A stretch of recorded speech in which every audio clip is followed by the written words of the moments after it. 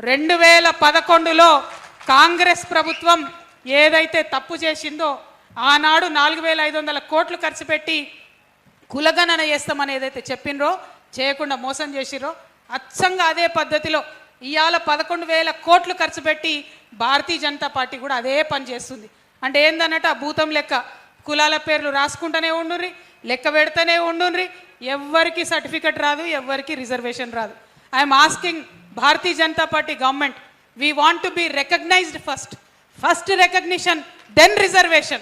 If you are not recognized in this country, if you cannot count me in as a part of the citizens of this country, how will you give me any recognition? How will you give me any reservation? నాకు వచ్చే benefits తర్వాత ముందు నన్ను గుర్తించు, నన్ను లెక్కబెట్టు. నువ్వు నన్ను లెక్కనే పెడతలేవంటే నేనంటే నీకు లెక్కలేనట్టే కదా. ఈ విషయం ఇవాళ ప్రతి ఒక్క కమ్యూనిటీ వాళ్ళం ఆలోచించుకోవాలి. అది ఎస్సీ, ఎస్టీ, బీసీ, ఓసీ అందరం కూడా ఆలోచించుకోవాలి. ఎందుకు లెక్క పెట్టరాదు?